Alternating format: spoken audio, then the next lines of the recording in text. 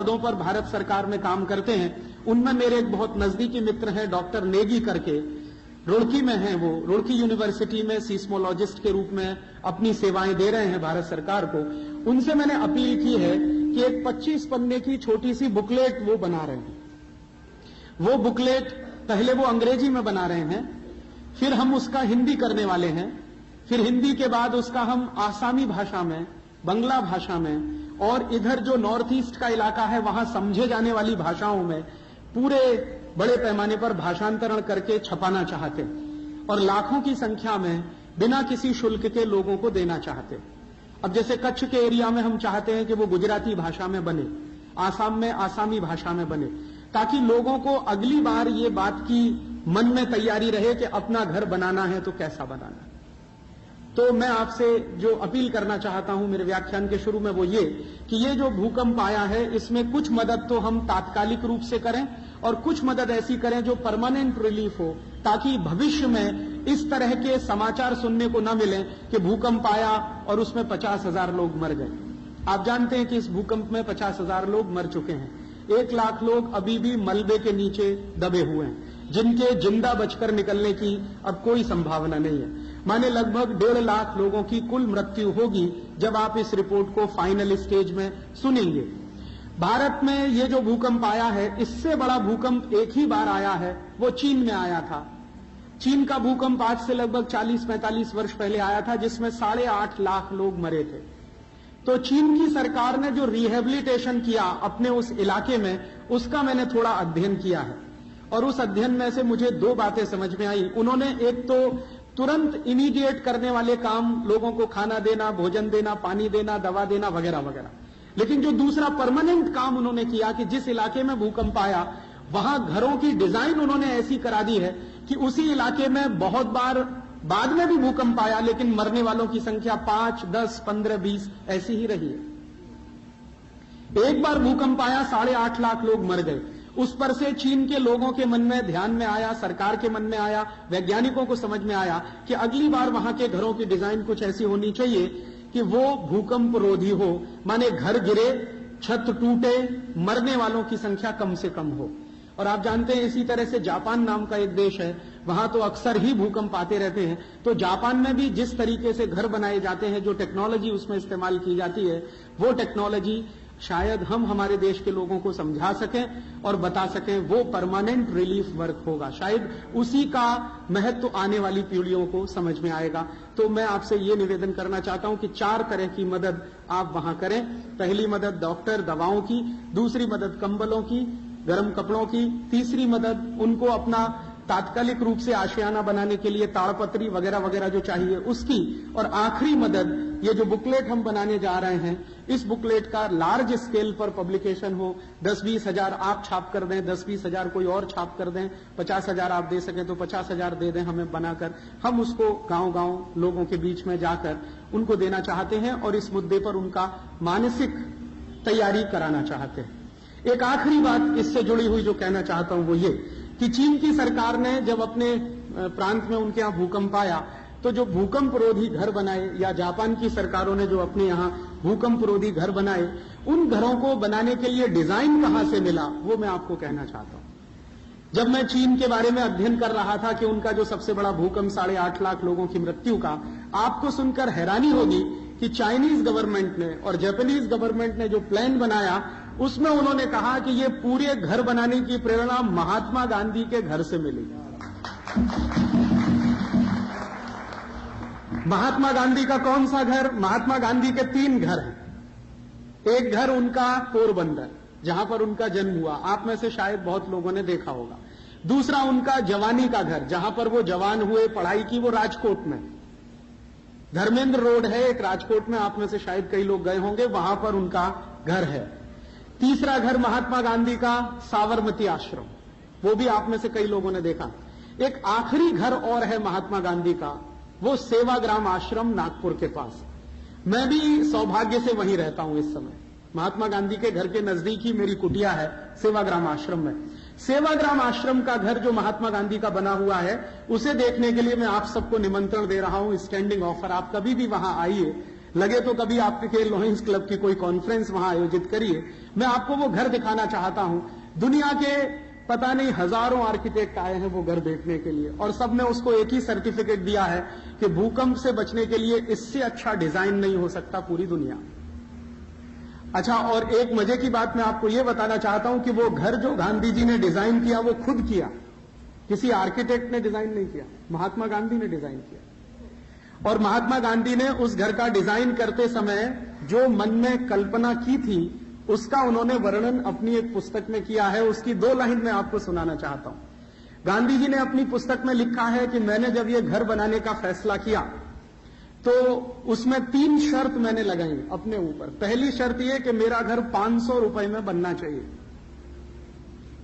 1 रुपया उससे ज्यादा नहीं लगना चाहिए। 501 रुपए लगा तो मैं कान खींचूंगा कार्यकर्ताओं के, 499 लगा तो मुझे खुशी होगी। पहली शर्त यह कि घर बनाने में कुल खर्चा 500 रुपए होना चाहिए। और यह बात कब की है? 1936 की। 1936 में गांधी जी का वो घर बनकर तैयार हुआ। तो पहली शर्त यह कि वो घर पूरा 500 रुपए में बनना चाहिए। दूसरी शर्त उस घर की ये कि उस घर को बनाने के लिए जितना भी रॉ मटेरियल चाहिए वो जहां घर बनता है उसके 20 किलोमीटर के दायरे में से ही आना चाहिए। उस गांव के 20 किलोमीटर के बाहर की कोई भी वस्तु घर में नहीं लगेगी। दूसरी शर्त यह उसकी।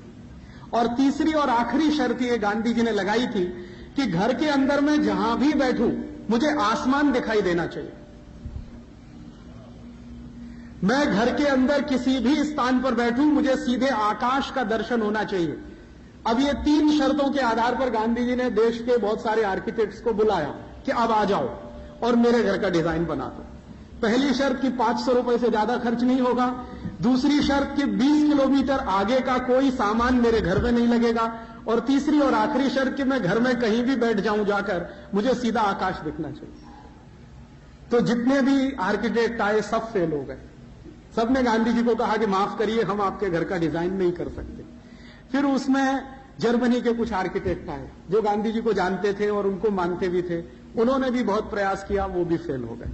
फिर उसके बाद पता चला कि कुछ अमेरिकन आए, उन्होंने कहा हम कोशिश करते हैं, वो भी फेल हो गए। फिर सबको चिंता होने लगी कि ये घर बनेगा भी कि नहीं बनेगा। सबसे ज्यादा चिंता थी जमनालाल बजाज जी को, क्योंकि गांधी जी ने कहा था कि ये जो 500 रुपया लगेगा वो तुम देने वाले हो।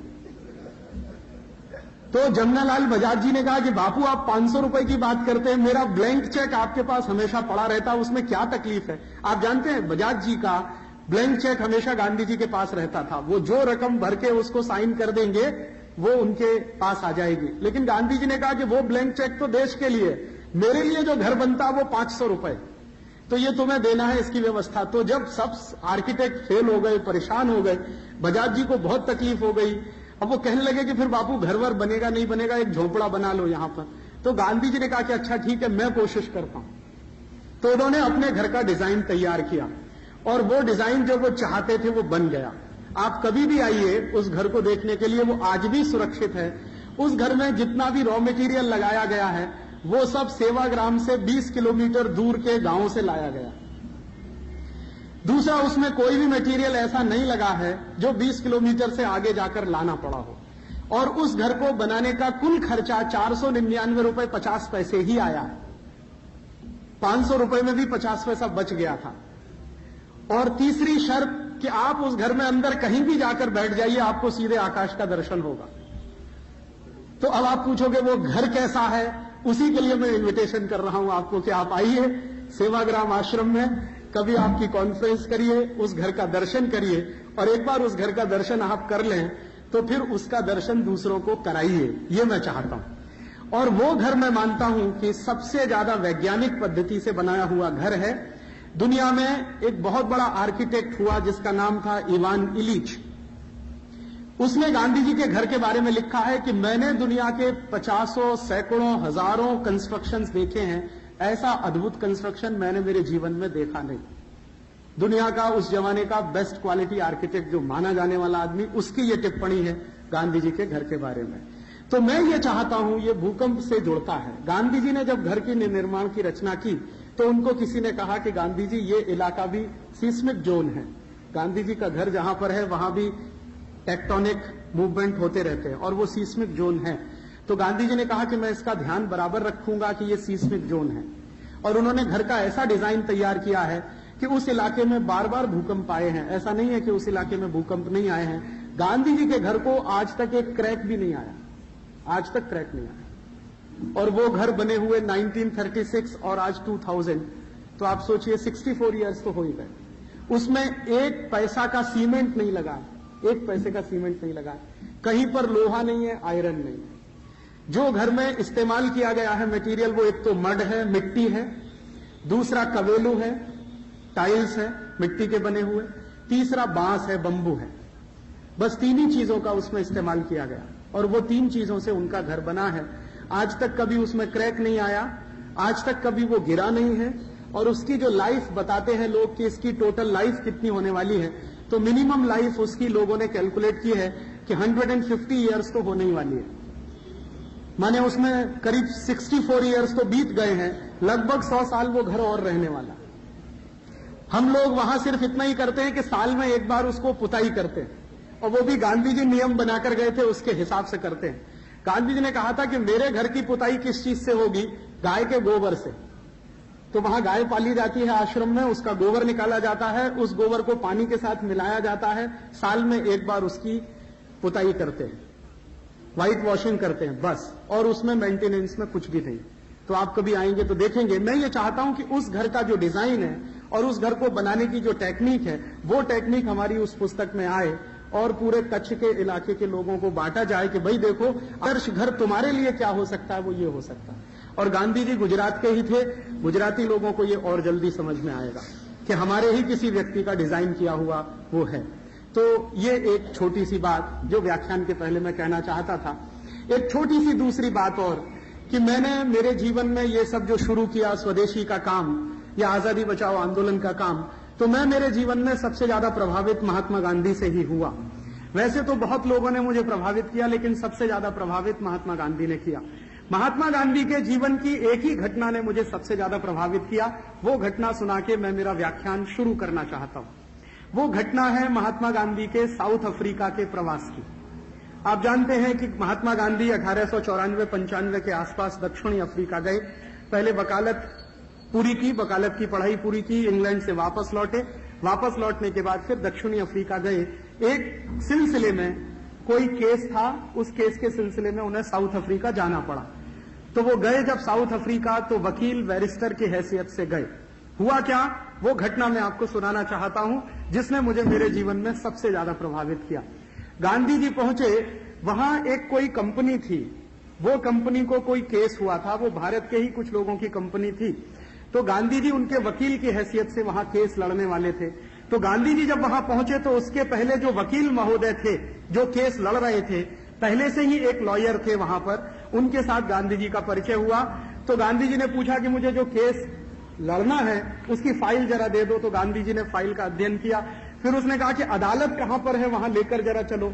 तो गांधी जी की पहली घटना है ये साउथ अफ्रीका की, वो अदालत में पहुंचे।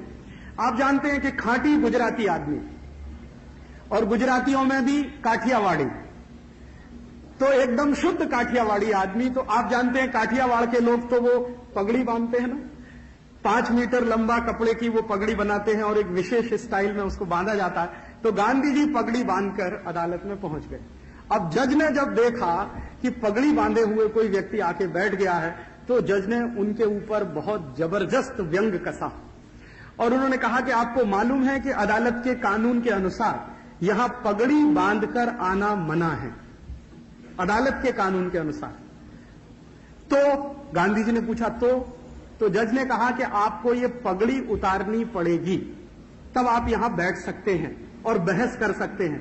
तो गांधी जी ने पूछा कि आपको शायद मालूम नहीं है कि ये पगड़ी मेरे शान का प्रतीक है, ये मेरी इज्जत का प्रतीक है। मैं भारत में जिस स्थान से आया हूं वहां पगड़ी उतारी नहीं जाती। काठियावाड़ भारत का वो स्थान है जहां पगड़ी उतारना सबसे बड़ा अपमान माना जाता है, और पगड़ी वही उतारता है जो किसी का गुलाम हो जाता है। मैं आपका गुलाम नहीं हुआ अभी तक, इसलिए मैं पगड़ी नहीं उतार सकता। जज बौखला गया, क्योंकि इतनी हिम्मत से बात कहने वाला कोई आदमी उसके सामने पहली बार आया। तो उसने पूछा कि ये है कौन? तो बताया गया कि केस के सिलसिले में ये एक लॉयर है जो भारत से आया है, तो उन्होंने कहा कि इसको तमीज सिखानी चाहिए।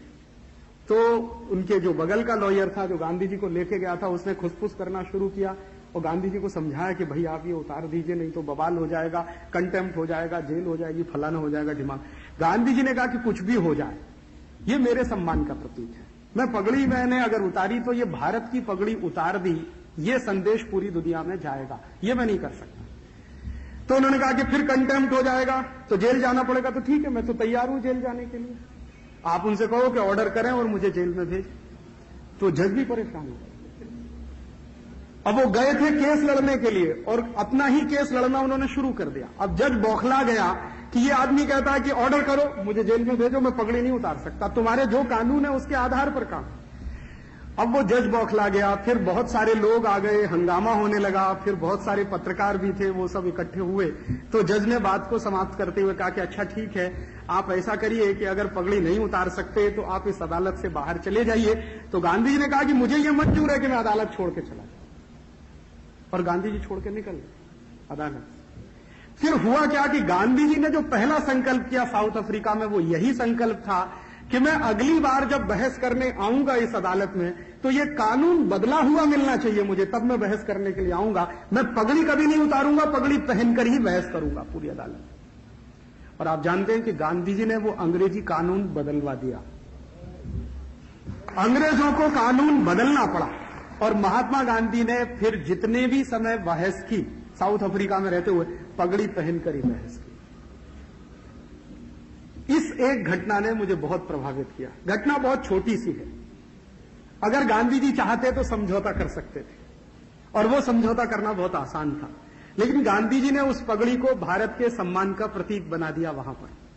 और गांधी जी ने बाद में लिखा है अपनी पुस्तक में कि अगर मैंने वो समझौता किया होता तो बार बार मैंने समझौते किए होते और भारत की आजादी का लक्ष्य अधूरा रह गया होता।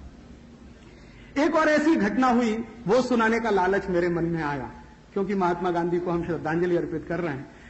एक दूसरी घटना और हुई जिससे मैं काफी प्रभावित हुआ महात्मा गांधी से। वो घटना हुई, वो भी साउथ अफ्रीका में हुई।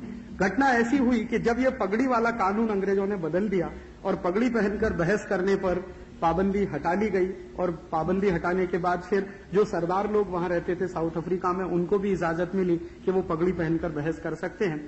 तो गांधी जी के सामने एक दूसरी चुनौती थी, और वो चुनौती थी वो ये कि अचानक से प्रिटोरिया में एक कानून बना। प्रिटोरिया उस समय राजधानी था साउथ अफ्रीका की। तो कानून वो इस तरह का था कि जितने एशियन लोग रहते हैं साउथ अफ्रीका में, उनको सेकंड ग्रेड सिटीजन बनाया जाए, इसका एक कानून था। उनको फर्स्ट ग्रेड सिटीजनशिप नहीं मिल सकती, उनको सेकंड ग्रेड सिटीजन ही बना के रखना है। और उसके लिए कानून में यह तय किया गया कि आप जो भी एशिया से आए हैं उनको आने के तत्काल बाद रजिस्ट्रेशन कराना होगा अपना, और वो साउथ अफ्रीका के उन कॉलोनीज में नहीं रहेंगे जहां पर वहां के अंग्रेज रहते हैं, उनकी बस्तियां गांव के बाहर होंगी। जैसे हमारे देश में होता है ना, अभी भी गांव में आप जाइए तो फ्यूडलिज्म जहां पर है, वहां पर जो एससी एसटीज होते हैं, हरिजन होते हैं, उनके घर गांव के बाहर होते हैं। वैसा ही कुछ कानून वहां बनाने की बात चली कि जो एशियन सिटीजन्स हैं, जो एशिया से आने वाले लोग हैं, उनको साउथ अफ्रीका के लोगों के साथ नहीं रहना है, उनकी बस्तियां गांव के बाहर होंगी और उनको सेकंड ग्रेड सिटीजन बन के ही रहना है। और आने पर उन्हें रजिस्ट्रेशन कराना पड़ेगा। उनके घर में कोई बच्चा पैदा होता है तो उसके बारे में सूचना सरकार को देनी पड़ेगी, शादी करनी है तो उसके बारे में सूचना सरकार को देनी पड़ेगी, वगैरह वगैरह इस तरह के। और जो वहां के उद्योग धंधे हैं उनमें उनकी इक्विटी पार्टिसिपेशन नहीं हो सकेगा। माने हमेशा आप वहां नौकर बनकर रहेंगे, आप किसी इंडस्ट्री को ओन नहीं कर पाएंगे, कोई बिजनेस आप नहीं चला पाएंगे। ऐसा एक कानून बनाने की तैयारी अफ्रीका में अंग्रेजों की सरकार ने की। महात्मा गांधी ने उसको चुनौती के रूप में लिया और उन्होंने कहा कि यह कानून मैं बनने नहीं दूंगा, किसी भी कीमत पर बनने नहीं दूंगा। अब जब वो कानून नहीं बनने दूंगा ये संकल्प कर लिया, तो महात्मा गांधी ने एक अभियान शुरू किया। अभियान क्या शुरू किया? गांव गांव जाना, जो एशिया के रहने वाले लोग हैं उनको मोबिलाइज करना, ब्रिटेन की सरकार के खिलाफ उनको खड़ा करना और इस कानून को रुकवाना। तो वहां पर जो मुसलमान समुदाय के लोग थे उनमें जाकर उन्होंने कहना शुरू किया, हिंदू समाज के लोग थे उनको समझाना शुरू किया। गांधी जी के समझाने का नतीजा ये निकला कि 2-3 महीनों के अंदर एक बहुत बड़ा पब्लिक ओपिनियन उस कानून के विरुद्ध बन गया।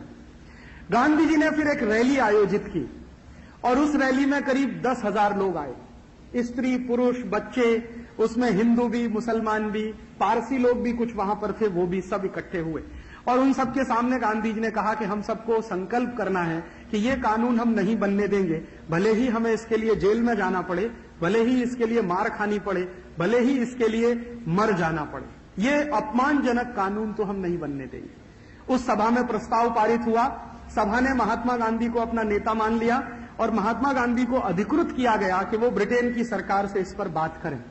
तो ब्रिटेन की सरकार से बात करने के लिए बाद में महात्मा गांधी साउथ अफ्रीका छोड़कर लंदन आए। लंदन में करीब 20-21 दिन रहे और वहां भी उन्होंने एक ही काम किया कि लंदन में रहने वाले जो भारतीय लोग थे उनको मोबिलाइज किया और उनका मोबिलाइजेशन जब बहुत बड़े पैमाने पर हुआ तो महात्मा गांधी ने एक ड्राफ्ट बनाया और वो ड्राफ्ट ब्रिटेन के राजा को सामने उन्होंने पेश कराया, जिसमें उन्होंने कहा कि ये कानून एकदम गलत है, अन्यायपूर्ण है, जन भावना के विरुद्ध है, मानवीयता के खिलाफ है, ये कानून नहीं बनना चाहिए। ब्रिटेन के राजा ने पहले तो गांधी जी की उपेक्षा की, बाद में ब्रिटेन के राजा को किसी ने कहा कि ये आदमी बहुत टेढ़ा है, अगर आपने इसकी बात को नहीं माना तो ये यहीं सत्याग्रह करने बैठ जाएगा लंदन, और इसको मरने से बिल्कुल डर नहीं लगता, अगर आपकी पुलिस आएगी गोली चलाएगी तो उसको मरने में तो 1 मिनट का संकोच नहीं है, इसलिए आप जरा इससे संभल के रहना और इसकी कोई भी बात को अचानक से ना नहीं कह देना। तो ब्रिटेन के राजा तक ये सूचना पहुंच गई। तो ब्रिटेन के राजा ने कहा कि मैं ठीक है, इस कानून का अध्ययन करने के लिए एक कमीशन बनाता हूं, वो कमीशन परिस्थिति का अध्ययन करके मुझे रिपोर्ट देगा। तब तक महात्मा गांधी नहीं बने थे, वो मोहनदास करमचंद गांधी थे। तब तक मेरा निवेदन है कि मोहनदास करमचंद गांधी कोई अगला कदम ना उठाए। तो उन्होंने कमीशन बनाया, कमीशन की रिपोर्ट आई, कमीशन की रिपोर्ट लिखने वाले लोगों ने कानून का समर्थन किया क्योंकि उसमें सब गोरे अंग्रेज ही बैठे हुए थे कमीशन में। तो फिर सरकार ने ये बहाना करना शुरू कर दिया कि अभी तो ये कानून हमें बनाना ही पड़ेगा क्योंकि कमीशन भी कहता। तो गांधी जी ने कहा कि कमीशन में जो लोग हैं वो तो सब अंग्रेज हैं, उनको हमारे दर्द का क्या अंदाजा, अगर हमारे भारतीय लोग कमीशन में होते और वो रिकमेंडेशन करते तो मैं मानता। तो गांधी जी ने कमीशन की रिपोर्ट को रिजेक्ट कर दिया। फिर झगड़ा चलता गया तो गांधी जी को लगा कि अभी बहुत बड़ा पब्लिक प्रेशर बनाने की जरूरत है। तो उन्होंने एक कॉल दिया साउथ अफ्रीका में वापस लौट के, और कॉल ये दिया कि जो भी लोग साउथ अफ्रीका में भारतीय या एशिया के किसी भी खंड के रहते हैं वो सब अंग्रेजी सरकार का बॉयकॉट करें। और गांधी जी की एक अपील का यह असर हुआ कि फैक्ट्रियां बंद होने लगी, धड़ाधड़ लोगों ने काम करना बंद कर दिया और उन लोगों ने सबने गांधी जी के पास आकर कसम खाना शुरू कर दिया कि आप जो कहेंगे वो ही करेंगे, आप मरने के लिए बोलेंगे तो हम मर जाएंगे, बोलिए अब करना क्या है। तो महिलाएं पुरुष सब लोग फैक्ट्रियां छोड़कर मजदूर जो काम करते थे गांधी जी के पास आ गए। गांधी जी के पास ऐसे करीब उस समय 14-15 हजार कार्यकर्ता इकट्ठे हो गए। तो गांधी जी ने कहा कि हमें एक कूच करना, एक मार्च निकालना है, जैसे वो दांडी मार्च उन्होंने निकाला था भारत में बहुत ऐतिहासिक, वैसा ही एक मार्च उन्होंने निकाला साउथ अफ्रीका में। अब मैं घटना पे आ रहा हूं जिसने मुझे बहुत प्रभावित किया। वो मार्च गांधी जी ने जब शुरू किया तो उसमें करीब 4000 महिलाएं और करीब 1200-1300 बच्चे उनके छोटे छोटे और करीब 6000 पुरुष, इतने सब लोग पैदल निकले। तो कई लोगों ने गांधी जी से कहा कि ये बच्चे बहुत छोटे हैं, अभी क्या करने का इनका। तो उन्होंने कहा जिनके बच्चे छोटे हैं वो जुलूस से बाहर निकल जाए। तो बहुत सारे लोगों के मन में आया कि अभी गांधी जी हमको बाहर निकालते हैं। तो उन्होंने कहा कि जुलूस में रहते हुए आपके बच्चे मर जाएं तो मान लेना कि देश की आजादी के लिए आपने उनको दान दे दिया। मेरा आपसे निवेदन है कि जिसका भी दिल कमजोर है वो निकल जाए इसमें, मुझे कमजोर लोगों की भीड़ नहीं चाहिए, ये उन्होंने स्पष्ट कहा। तो लोगों में हौसला आया और हौसला आया तो वो सब चले। उसी जुलूस में कुछ अंग्रेज भी शामिल थे जो गांधी जी की जासूसी के लिए रखे गए अंग्रेज सरकार की तरफ, और उनकी पूरी रिपोर्टिंग वो लंदन करते थे कि आज जुलूस ने क्या किया। वो पैदल चलते थे एक जगह से दूसरे जगह जाकर और लोगों को इकट्ठा करते जाते थे। तो जो अंग्रेजों ने रिपोर्टिंग किया है उसमें से एक अंग्रेज ऑफिसर था जो उनकी इंटेलिजेंस की टीम का मुख्य अधिकारी था, उसने गांधी जी के जुलूस के बारे में एक वाक्य लिखा, वो मैं आपको सुनाना चाहता हूं। उन्होंने कहा कि मैंने मेरे जीवन में जितनी भी सेवा की है ब्रिटिश गवर्नमेंट की, उसमें ये पहला जुलूस मैं देख रहा हूं जिसमें स्त्री पुरुष बच्चे सब एक साथ हैं, हिंदू भी हैं मुसलमान भी, दोनों एक साथ हैं और दोनों एकदम भाई भाई की तरह से आगे बढ़ रहे हैं, किसी में किसी के प्रति वैमनस्यता नहीं है। हाँ, जो एक अच्छी बात है जो मैं देख रहा हूं वो ये कि ये जुलूस करीब 15-17 दिन चला पैदल। तो होता क्या था कि रात हो जाती थी तो कोई भी मैदान में सब सो जाते थे और दिन में कुछ थोड़ा बहुत भोजन बना के करते थे, फिर रात में मैदान में सोते थे, अगले दिन फिर मैदान से चलते थे, दूसरे गांव में, दूसरे गांव से तीसरे गांव। तो हर एक रात करीब ऐसी 15 रातें बीती जिसमें स्त्री पुरुष बच्चे सब एक साथ सोए। जो अंग्रेजी अधिकारी था उसने कहा कि इस जुलूस के दौरान एक भी दुर्घटना नहीं हुई।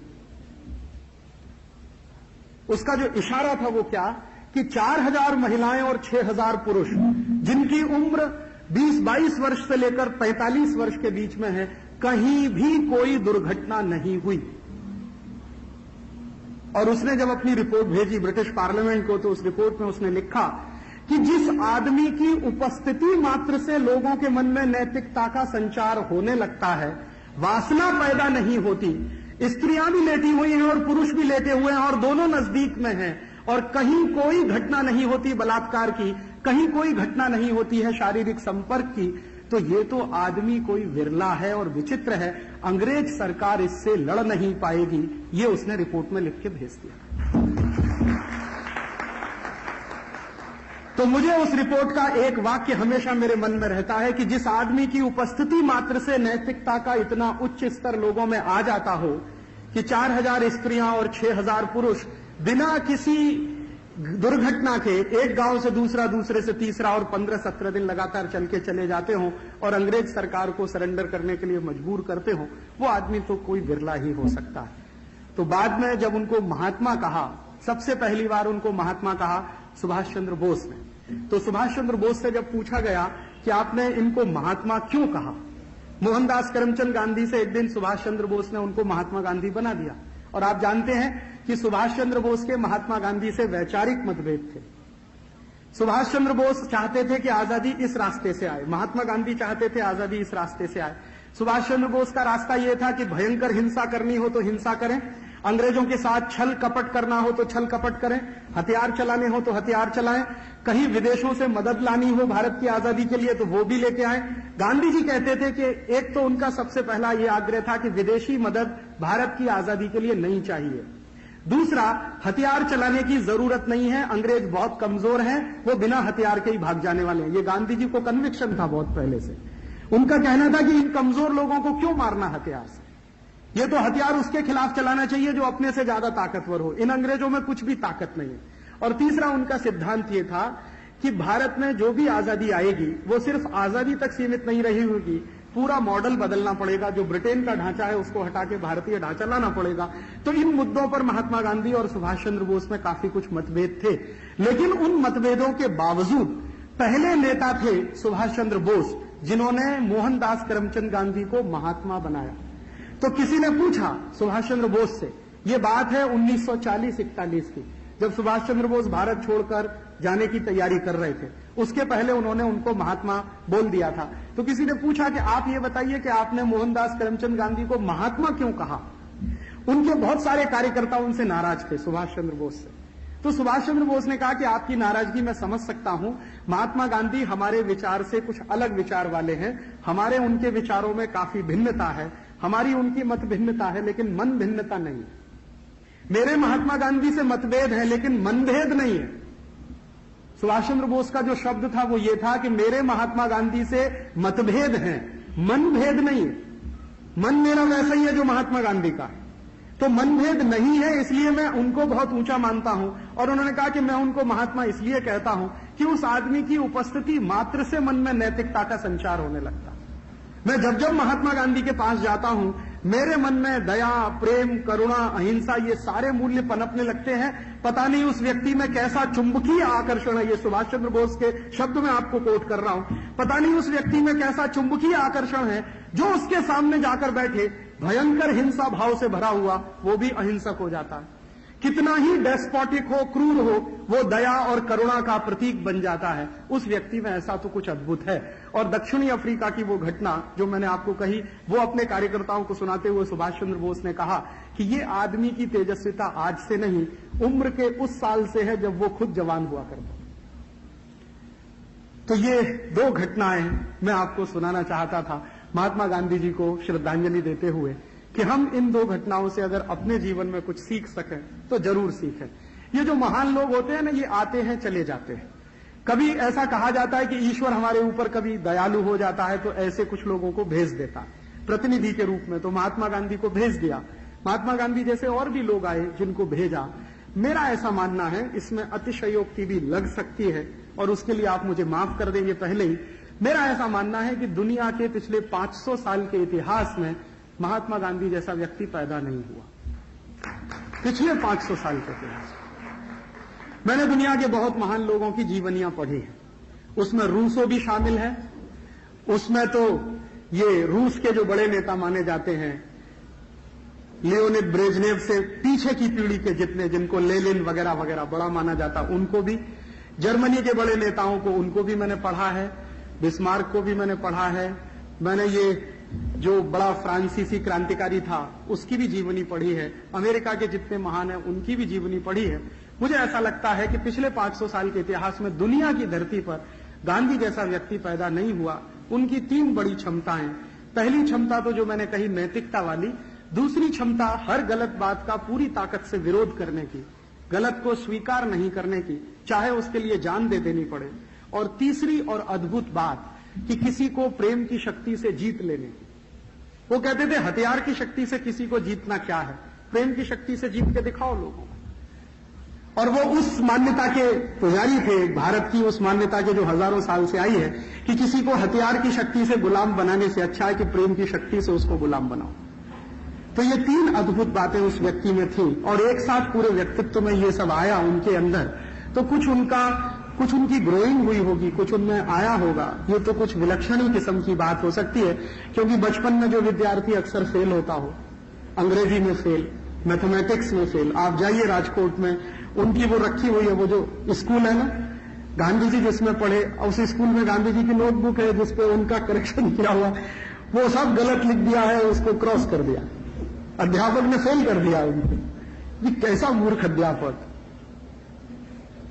उसको फेल करना चाहिए था पूरी दुनिया को, महात्मा गांधी को फेल किया। तो ठीक है, उससे एक बात समझ में आती है कि साधारण सा बच्चा झूठ भी बोलता है, चोरी भी करता है, कभी सिगरेट भी पी लेता है, कभी जाके मांस भी खाया, उन्होंने ईमानदारी से स्वीकार किया। और एक बहुत अंदर की बात जो मैं कहना नहीं चाहता बहुत लोगों से, लेकिन अभी कहना चाहता हूं मैं, लोगों को पता चले गांधी जी के बारे में, तो बहुत सारी मिसअंडरस्टैंडिंग्स हमारे लोगों की खत्म हो जाए। बहुत लोगों ने दुष्प्रचार किया महात्मा गांधी के बारे में, और एक बहुत बड़ा दुष्प्रचार उनके बारे में यह था कि वो हमेशा 2 लड़कियों के कंधे पे हाथ रख के चलते थे। हमारे देश में महात्मा गांधी के बारे में दुष्प्रचार करने वालों की तो कोई कमी नहीं है। और वो कमी क्यों नहीं है? क्योंकि सब लोगों को ऐसा लगता है कि गांधी जी को गाली दो तो हम बड़े हो जाएंगे। एक अभी फिल्म बनी है बाबा साहब अम्बेडकर पे, उसमें जो गालियां उनको दी गई हैं वो भगवान न करे कोई दूसरा उनको दे। तो आजकल एक फैशन चल गया है गांधी जी को गाली देने का। लंबे समय तक ये फैशन चलाया बहुत सारे लोगों ने। उसमें गांधी जी के विरुद्ध जो बातें बोली गई हैं उनमें से एक सबसे ज्यादा बोली जाने वाली बात कि उनकी बकरी किशमिश खाती थी, मखाना खाती थी, छुआरा खाती थी, और महात्मा गांधी सादगी का नाटक करते थे। एक बात उनके विरुद्ध ये बोली जाती। दूसरी बात उनके विरुद्ध ये बोली जाती है कि महात्मा गांधी ने बहुत सारे क्रांतिकारियों को मरवा दिया, भगत सिंह को नहीं बचाया, आप जानते हैं वो कहानी, तो बहुत सारे क्रांतिकारियों को मरवा दिया। तीसरी बात जो बोली जाती है वो ये कि गांधी जी नैतिकता का नाटक करते थे और हमेशा 2 लड़कियों के कंधे पर हाथ रख के चला करते थे। तो ये 2-3 बातों के बारे में हमारे मन में स्पष्टता आ जाए, उस दृष्टि से मैं कहना चाहता हूं कि गांधी जी के बारे में ये जो दुष्प्रचार हुआ कि वो हमेशा 2 लड़कियों के कंधे पर हाथ रख के चला करते थे और वो नैतिकता की बात कैसे कर सकते हैं, वो गांधी जी की एक घटना बताकर और साउथ अफ्रीका में जो घटना घटित हुई दोनों को कोरिलेट में करना चाहता हूं। घटना यह है कि महात्मा गांधी ने बहुत ईमानदारी से अपने जीवन की हर बात लिखी। हिंदुस्तान में नहीं, दुनिया में ऐसा कोई नेता नहीं हुआ जो अपने जीवन की सारी बातों को ईमानदारी से लिख सके, कोई नहीं हुआ आज तक। लिखा वो बोला नहीं, बोला वो लिखा नहीं, और लिखा वो माना नहीं, माना वो लिखा नहीं। हमेशा पाखंड रहा, बड़े बड़े लोगों के जीवन में पाखंड रहा। अब नाम लेके कहने से उससे कोई फायदा नहीं है, बड़े बड़े लोगों के जीवन में पाखंड रहा। लेकिन गांधी जी के बारे में मुझे जो एक अच्छी बात लगती है वो हम सबको सीखनी चाहिए कि उन्होंने जो किया उसको लिखा और उसी को बोला, उसमें कहीं उन्होंने अतिशयोक्ति नहीं की। अपने जीवन में उन्होंने कोई कुकर्म किया तो उसको लिखा ईमानदारी से। आप उनकी आत्मकथा पढ़िए, महात्मा गांधी की आत्मकथा में वो लिखते हैं और उसको बाद में हरिजन में भी लिख दिया। और एक दिन उन्होंने इंडियन ओपिनियन एक अखबार निकालते थे वो साउथ अफ्रीका से, उसमें भी लिख दिया। घटना क्या है, उनके पिताजी का देहांत होने वाला, मृत्यु शैया पर उनके पिताजी थे, आखिरी घड़ी है जीवन की, डॉक्टरों ने कह दिया है, वैद्यों ने कह दिया है कि ये बचने वाले नहीं है। गांधी जी उनके पास गए हैं उनको देखने के लिए, और उस समय तक उनकी शादी हो गई है, विवाह हो चुका है। तो विवाह हो चुका है, उनके पिताजी मरने की तैयारी में है, गांधी जी उसी समय उनको देखने के लिए गए हैं। तो उस समय की घटना का जिक्र गांधी जी ने हूबहू अपने शब्दों में जो किया है वो मैं कहना चाहता हूं, और ये वही व्यक्ति कर सकता है जो नैतिकता के बहुत ऊंचे प्रतिमान वाला हो, बाकी पाखंडियों के बस की बात नहीं है ये कह पाना। गांधी जी ने उसमें ईमानदारी से लिखा कि पिताजी की अंतिम सांस चल रही है, वैद्य बैठा है सामने और कह रहा है कि अब ये बचने वाले नहीं है। उसी समय गांधी जी लिखते हैं कि मेरे मन में अचानक काम वासना पाई, कि मेरे मन में, हिंदुस्तान नहीं दुनिया का कोई आदमी नहीं लिख सकता इस बात को, उन्होंने लिखा।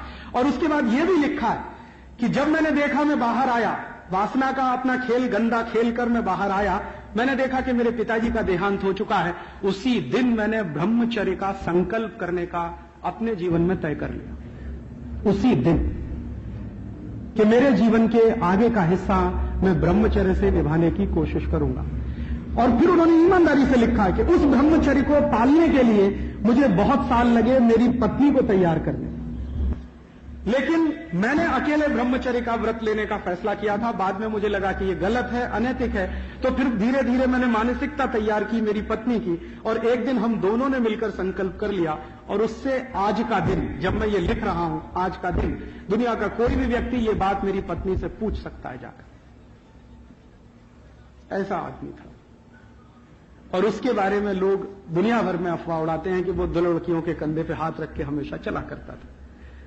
और उसके बारे में दुनिया के लोग बहुत सारी अफवाह उड़ाते हैं कि उसकी बकरी किशमिश खाती थी, बादाम खाती थी, काजू खाती थी, मुनक्का खाती, कुछ नहीं खाती थी उनकी बकरी, साधारण घास ही खाती थी। यह सही बात है कि गांधी जी हमेशा बकरी का दूध पीना पसंद करते थे। तो किसी ने पूछा कि आप गो रक्षा की बात करते, गांधी जी हमेशा गो रक्षा की बात करते रहे। और एक बार तो उन्होंने एक भाषण में कहा, यहां मुंबई के अपने एक भाषण में उन्होंने कहा कि कोई अंग्रेज अधिकारी मेरे पास आए और ये कहे कि पहले भारत बचाना है कि गाय बचानी है, तुम दोनों में से तय कर लो कौन सी चीज पहले बचानी है। तो मैं भारत को कुर्बान कर सकता हूं गाय बचाने के लिए, माने मेरे लिए गाय भारत से ज्यादा प्यारी है। और उन्होंने कहा कि अगर मैंने गाय बचा ली तो भारत तो बच जाने ही वाला। तो इतने ज्यादा गोरक्षा के समर्थक व्यक्ति थे महात्मा गांधी, लेकिन वो गोरक्षा के समर्थक होने के बावजूद गाय का दूध नहीं पीते थे कभी। तो किसी ने उनसे कहा कि गांधी जी ये जीवन में आपके कॉन्ट्रडिक्शन क्यों है, गाय का दूध आप नहीं पीते हैं, गोरक्षा की बात करते हैं, हमेशा आप बकरी का दूध पीते हैं। तो उसका जवाब बहुत सुंदर उन्होंने दिया और वो लिखा भी है।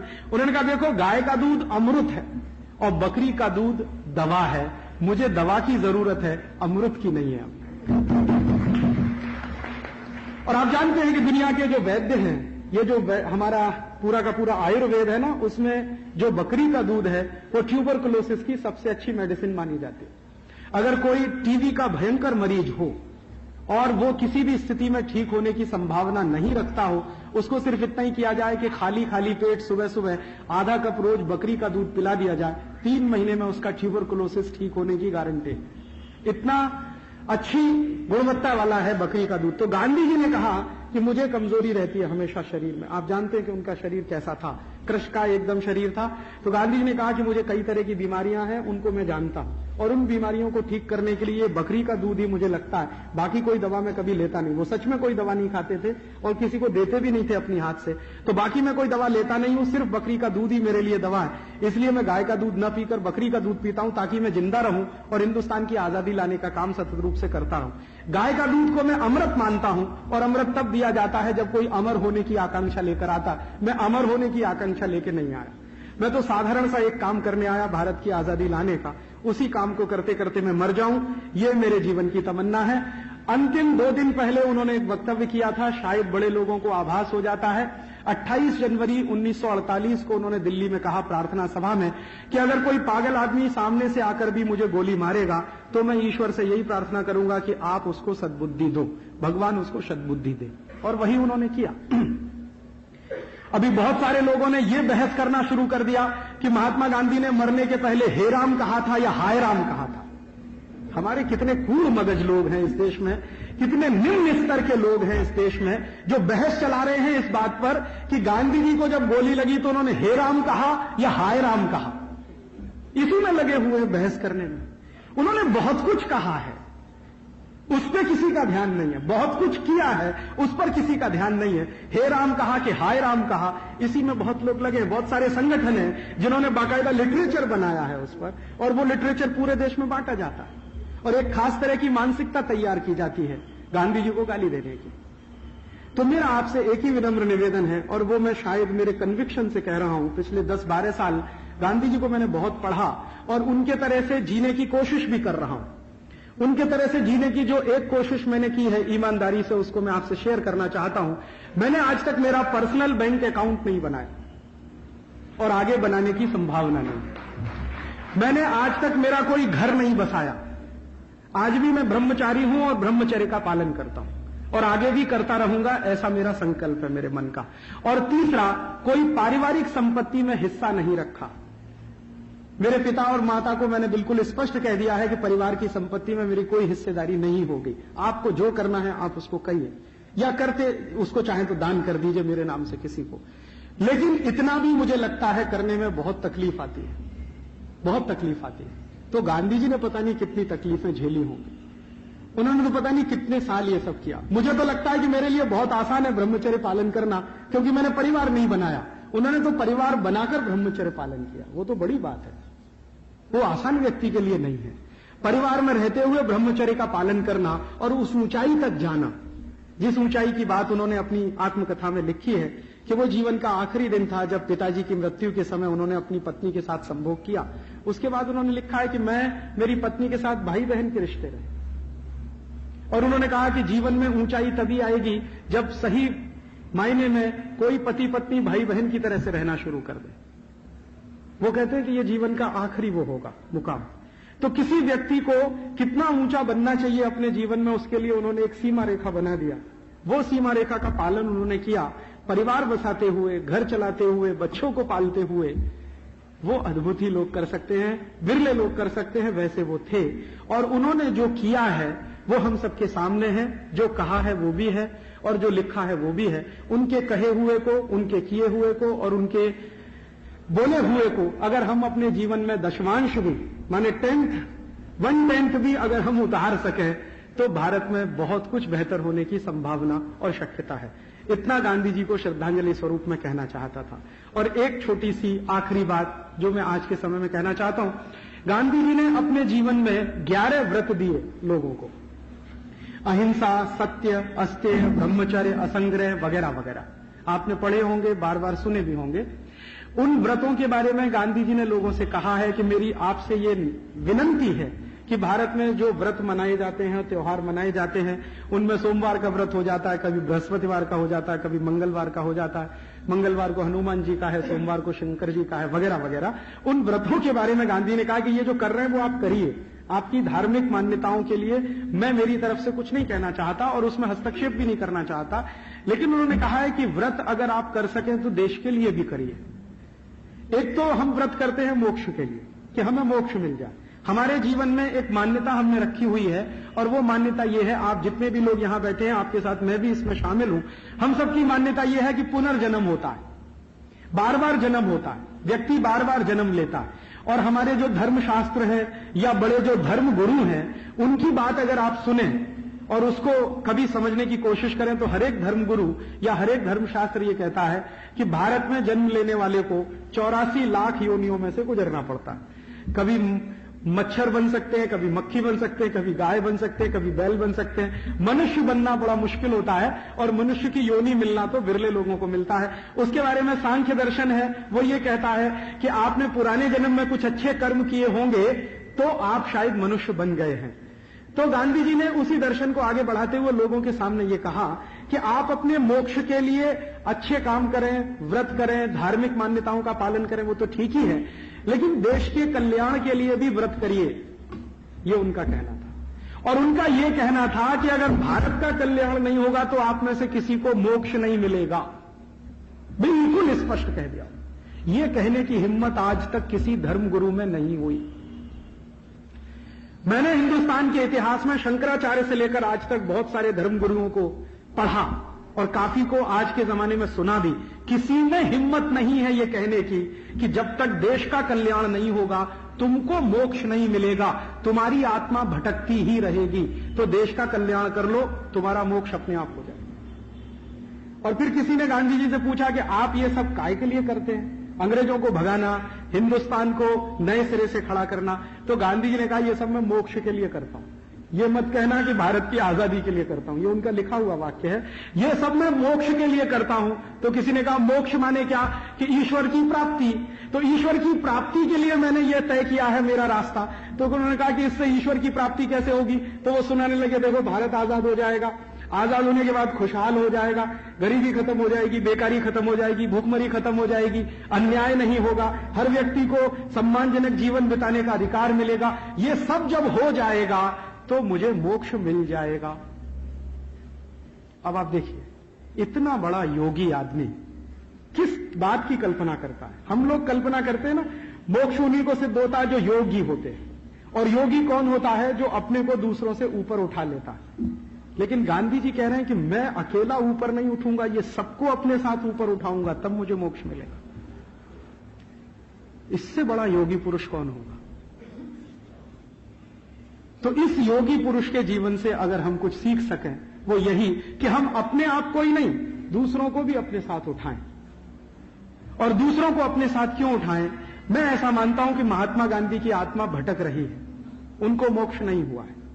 अगर वो जीवित रहते तो शायद वो काम करते जो उन्होंने अपने लिए तय किया हुआ था। आजादी आने के तत्काल बाद किसी ने पूछा कि गांधी जी आजादी आ गई, अब बिरला जी ही थे, एक दिन सवाल करने लगे अब क्या करेंगे, तो उन्होंने कहा अब तो तुम्हारे साथ लड़ना है।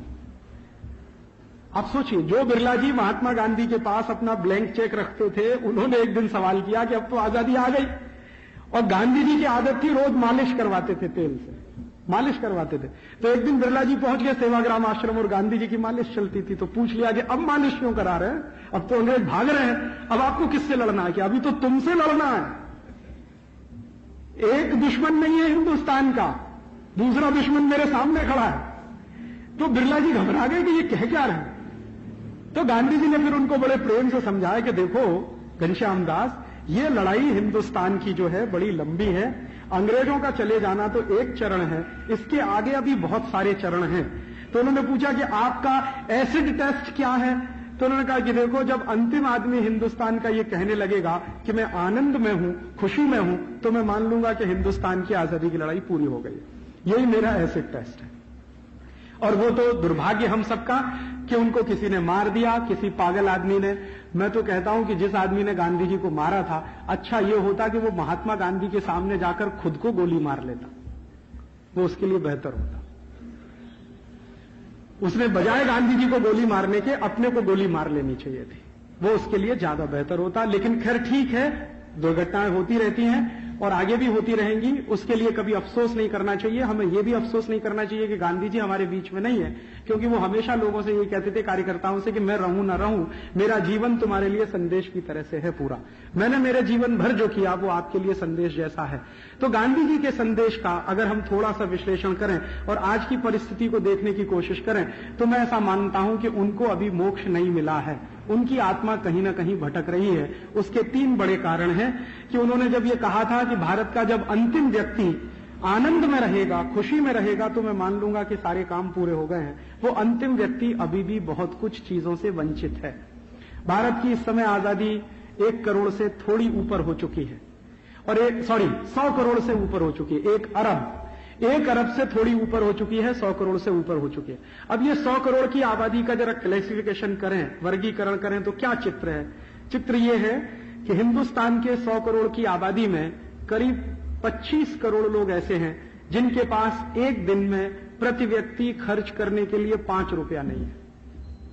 25 करोड़ लोग ऐसे। भारत सरकार के नेशनल सैंपल सर्वे की रिपोर्ट के अनुसार प्रति व्यक्ति 5 रुपए नहीं रखते एक दिन में खर्च करने की हैसियत, ऐसे 25 करोड़ लोग हैं। 15 करोड़ लोग ऐसे हैं हमारे देश में जिनके पास प्रति व्यक्ति एक दिन में खर्च करने के लिए 1 रुपया नहीं है। 15 करोड़ लोग ऐसे हैं। और करीब करीब 10 करोड़ लोग ऐसे हैं इस समय भारत देश में जिनके पास प्रति व्यक्ति एक दिन में खर्च करने के लिए 50 पैसा नहीं। 25 करोड़ लोगों के पास प्रति व्यक्ति एक दिन में खर्च करने के लिए 5 रुपया नहीं है।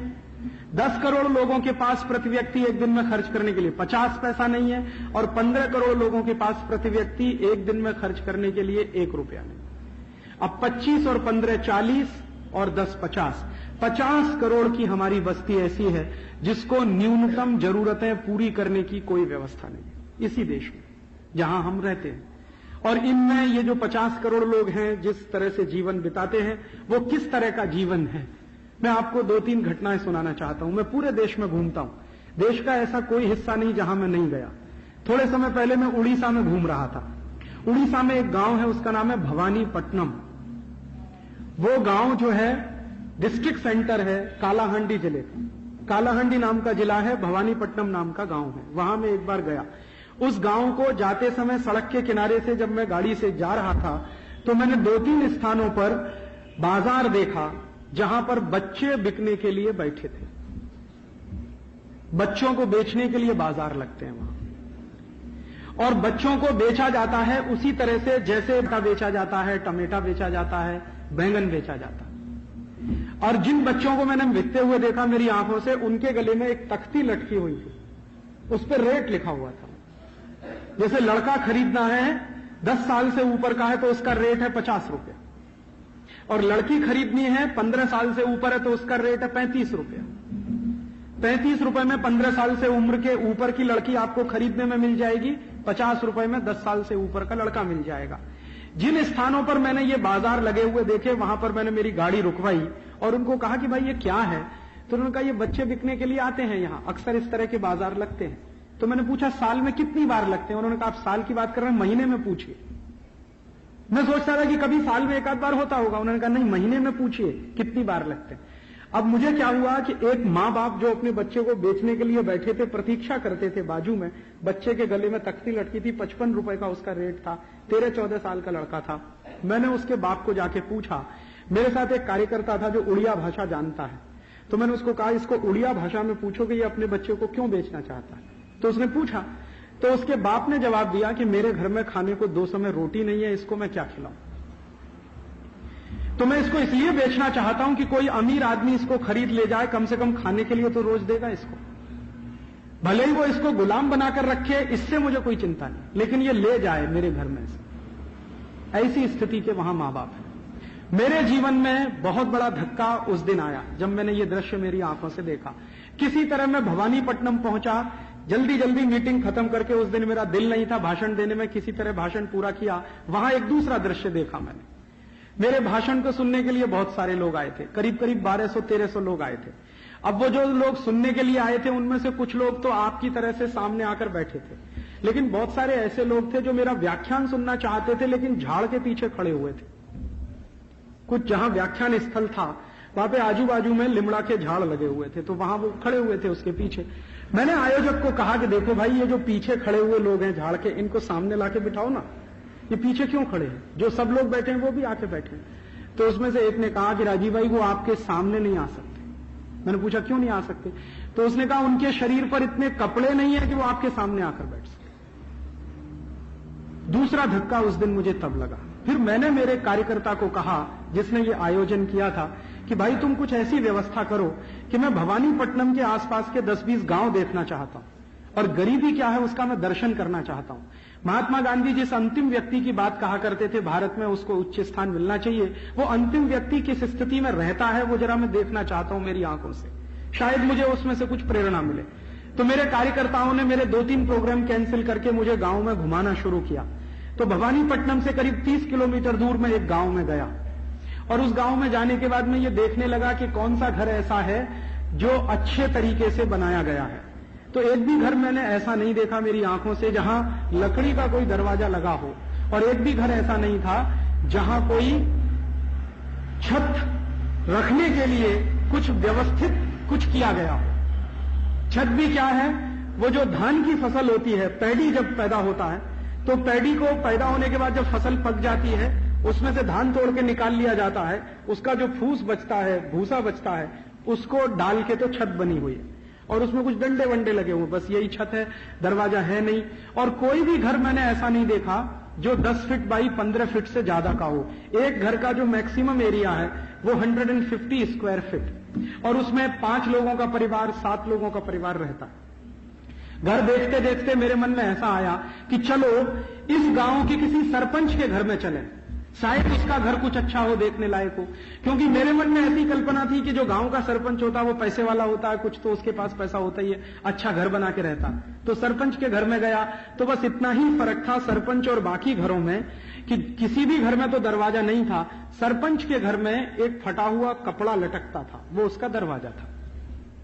तो किसी ने कहा देखो यही सरपंच का घर है। तो मैंने कहा अच्छा ठीक है भाई, सरपंच को जरा बाहर बुलाओ, उससे मुझे कुछ चर्चा करनी। तो मेरे कार्यकर्ता ने पूछा क्या चर्चा करनी है? तो उसने कहा कि उसके बारे में, उससे मैं पूछना चाहता हूं ये गरीबी इतनी ज्यादा क्यों है यहां पर, शायद मुझे उससे कुछ ज्ञान मिल सके। तो उसने कहा ठीक है मैं बुलाता हूं। तो उसने आवाज दिया उड़िया भाषा में। तो मैंने देखा कि सरपंच नहीं आया, पहले उसकी पत्नी बाहर आई, और जब उसकी पत्नी बाहर आई तो मैंने देखा कि उस बहन के शरीर पर 2 मीटर कपड़ा नहीं था जिससे वो अपने पूरे शरीर को ढक सके। 2 मीटर कपड़ा नहीं था। फिर मैंने उसको कहा कि आप अंदर जाओ, अपने पति को बाहर भेजो। तो वो महिला अंदर गई। तब थोड़ी देर के बाद उसका पति बाहर आया और देखते ही मेरी आंखों में आंसू आ गए। मैंने देखा कि वो पुरुष वही कपड़ा लपेट कर बाहर आया जिसको उसकी पत्नी लपेटे हुए। और उस दिन मैंने मान लिया कि महात्मा गांधी की आत्मा को कभी शांति नहीं मिल सकती इस देश में। कैसे उनको मोक्ष मिलेगा? जिस अंतिम व्यक्ति की कल्पना करके वो इस देश में से चले गए, वो अंतिम व्यक्ति आज इस स्थिति में है कि 2 मीटर कपड़ा नहीं अपने शरीर पर पहनने के लिए, और एक ही कपड़ा है, उसको बदल बदल कर पत्नी लपेटती है और पति लपेटता है। पत्नी जब पानी भरने के लिए जाती है तो कपड़े को लपेट कर जाती है, पति जब बाजार में कहीं मजदूरी का काम करने के लिए जाता है तो पत्नी को अंदर रख के वो कपड़ा लपेट कर बाहर जाता है। ऐसी परिस्थिति में हिंदुस्तान के करोड़ों परिवार रहते हैं। भारत सरकार के आंकड़ों के अनुसार अभी हमारे देश में 11 करोड़ परिवार ऐसे हैं जिनमें प्रति व्यक्ति एक आदमी के पास 2 मीटर कपड़ा नहीं है पहनने को। 11 करोड़ परिवार ऐसे हैं पूरे देश में। सरकार के आंकड़ों के अनुसार 13 करोड़ परिवार ऐसे हैं हमारे देश में जहां की महिलाओं को, माताओं को, बहनों को संडास की व्यवस्था नहीं है अपने घर में। उन महिलाओं को शौच की व्यवस्थाओं को किसी तरह से पूरा करने के लिए सड़क के दोनों किनारे बैठना पड़ता है। और मैं भारत के गांव-गांव में जाता हूं तो सबसे ज्यादा कोई मुझे, मेरा कार्यकर्ता पूछता है कि राजीव भाई आपको सबसे ज्यादा तकलीफ किस बात से होती है? तो मुझे सबसे ज्यादा तकलीफ उस समय होती है कि जब मैं किसी गांव में घुस रहा होता हूं, मेरी गाड़ी की हेडलाइट सड़क के दोनों किनारे पड़ती है और बहुत सारी महिलाओं को उठ जाना पड़ता है। मेरी गाड़ी निकल जाने के बाद फिर उनको बैठना पड़ता है।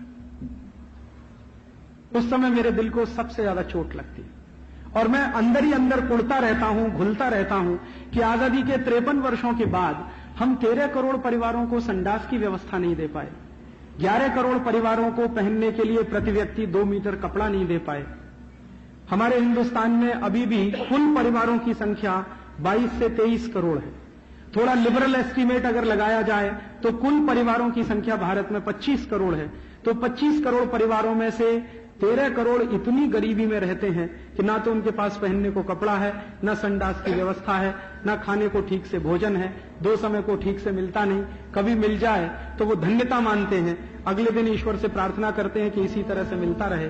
तो एक तो ये भारत का चित्र है, और दूसरी तरफ भारत का एक चित्र और है जिसको देखकर मुझे कभी खुन्नस आती है, मन में गुस्सा भी आता है, और वो चित्र है बंबई का, दिल्ली का, बंगलौर का, मद्रास का, कलकत्ता का।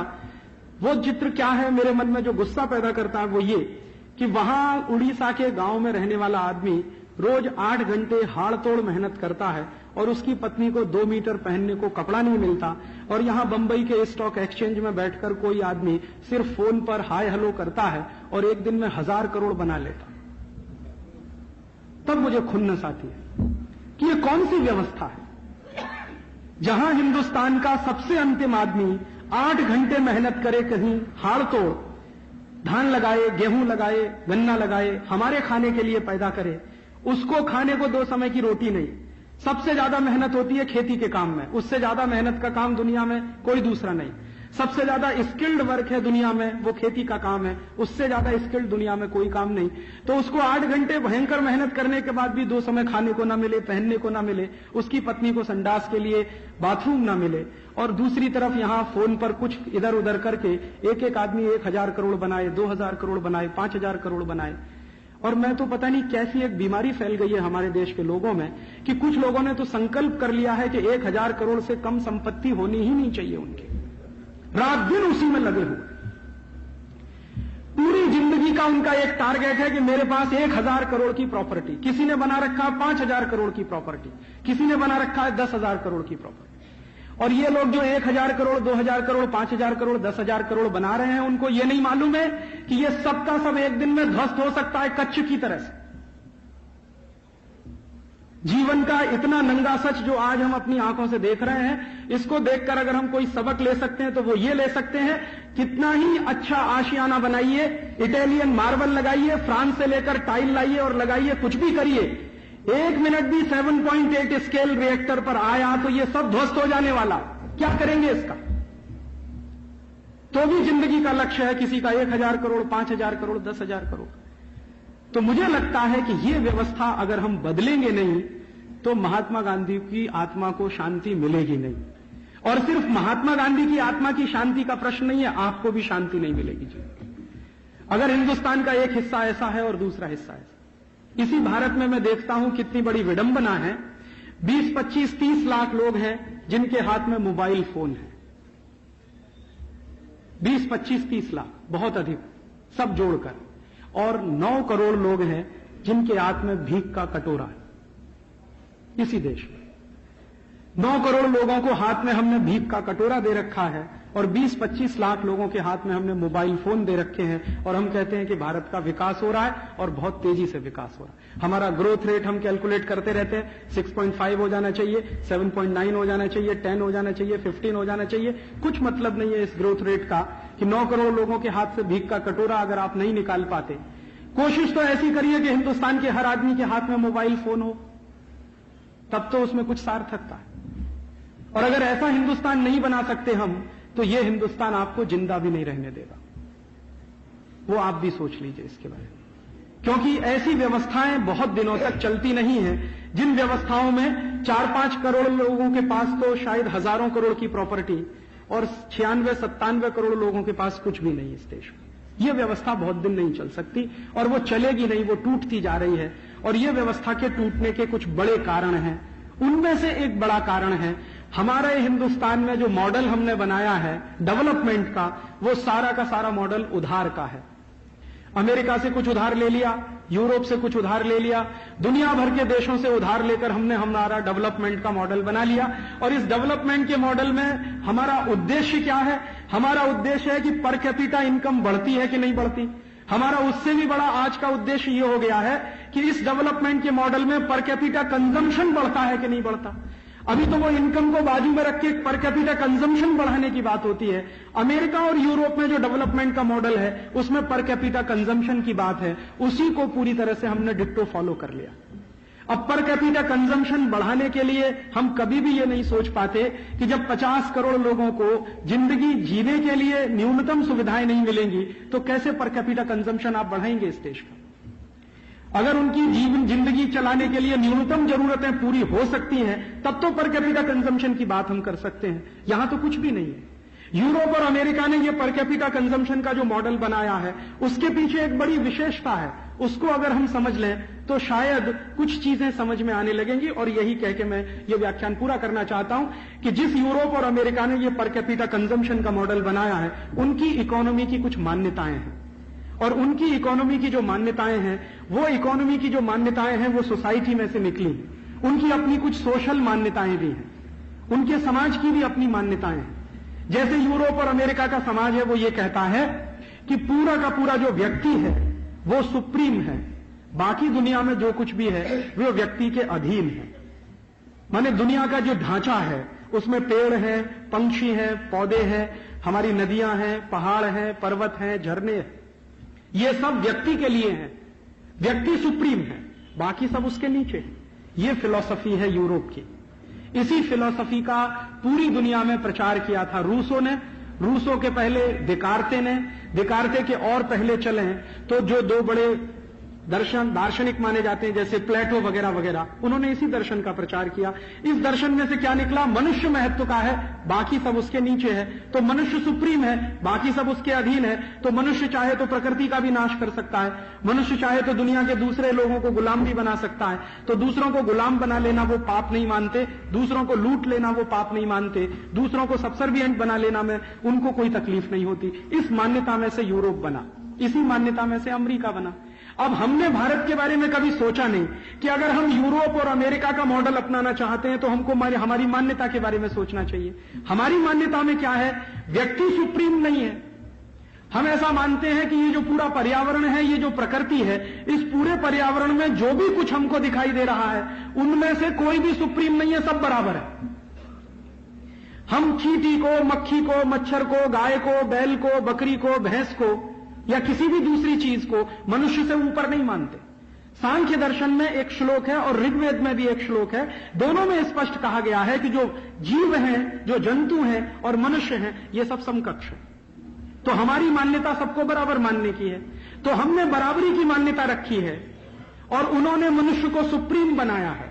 अब हमने चूंकि बराबरी की मान्यता रखी है, इसलिए उसी में से यह कल्पना भी निकली है कि भाई प्रकृति का नाश मत करो, क्योंकि प्रकृति किसी मनुष्य के अधीन नहीं है। जीव जंतुओं का नाश मत करो, क्योंकि ये जीव जंतु किसी के अधीन नहीं है। भले ही वो कमजोर हैं या ताकतवर हैं, इसका बहस हमने कभी नहीं चलाया। यूरोप और अमेरिका में ये जो इकोनॉमी आई है, जिस इकोनॉमी के आधार पर वहां सब कुछ चलता है, उसका एक बेसिक प्रिंसिपल है और वो प्रिंसिपल है सर्वाइवल ऑफ द फिटेस्ट। आप अगर समझने की कोशिश करो यूरोप और अमेरिका को, तो वहां एक ही सिद्धांत है, वो सिद्धांत है सर्वाइवल ऑफ द फिटेस्ट। माने जो ताकतवर है उसी को जिंदा रहने का अधिकार है, जो कमजोर है उसको मर जाना चाहिए या ताकतवर का गुलाम बन जाना चाहिए। भारत की जो फिलॉसफी है वो इसके ठीक उल्टी है। भारत की फिलॉसफी है सर्वाइवल ऑफ द वीकेस्ट। हमने जो फिलॉसफी बनाई है वो फिलॉसफी है सर्वाइवल ऑफ द वीकेस्ट। या बल्कि मैं एक कदम आगे जाकर कहूं तो भारत का जो जैन दर्शन है, बौद्ध दर्शन है या जो पारंपरिक हिंदू दर्शन है, उन तीनों को अगर एक वाक्य में लाना हो तो हमारी फिलॉसफी है survival of the all including the weakest. और यूरोप और अमेरिका की फिलॉसफी है सर्वाइवल ऑफ द फिटेस्ट। हम मानते हैं survival of the all including the weakest, और वो मानते ही नहीं कि वीकेस्ट के लिए कुछ होना। तो उनके जो मॉडल है उनमें गरीबों के लिए, मुफलिसों के लिए, बेकारों के लिए, मर जाने वाले लोगों के लिए कोई स्थान नहीं है। मरते हैं तो मर जाएं। अमेरिका को बनाने में 10-11 करोड़ रेड इंडियंस मर गए, किसी को अफसोस नहीं है इस बात का। अमेरिका की इतनी वैभव तैयार करने में दुनिया के करोड़ों लोगों को लूट लेना पड़ा, उसका उनको कोई अफसोस नहीं है। यूरोप को इतना भव्य बनाने में दुनिया के 50 देशों की संपत्ति लूटी गई, उनको कोई अफसोस नहीं है। तो वो कहते हैं कि जो गरीब है, बेकार है, मुफलिसी वाला, उसको तो मर जाना चाहिए, जो ताकतवर है उसी को जिंदा रहना चाहिए। तो ताकतवर को जिंदा रहने का जब सिद्धांत आप बनाएंगे तो उसमें से निकलेगा कॉम्पिटिशन, और कमजोर से कमजोर को जिंदगी बिताने का अधिकार आप देंगे तो उसमें से निकलेगा कोऑपरेशन।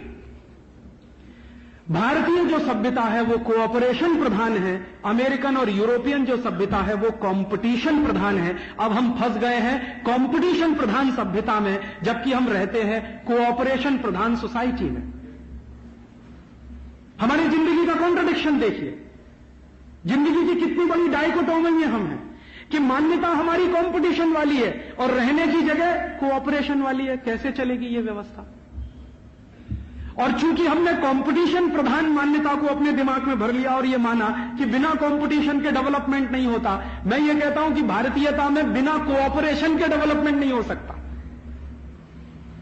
तो हमने क्या किया कि कंपटीशन प्रधान मान्यताओं की चीजों को, तकनीकी को और उनके संसाधनों को लेना शुरू किया और जबरदस्ती उसको कोऑपरेशन प्रधान सोसाइटी में इंप्लीमेंट करना शुरू किया। उसमें से ये निकला है जो आज हम देखते हैं कि 20 लाख लोगों के हाथ में मोबाइल फोन, 9 करोड़ लोगों के हाथ में भीख का कटोरा, 3-4 करोड़ लोगों के पास हजारों करोड़ की प्रॉपर्टी और 96-97 करोड़ लोगों को खाने के लिए भी नहीं। ये इसी में से निकला। अब हमारे सामने प्रश्न यह है कि हम करें क्या? तो महात्मा गांधी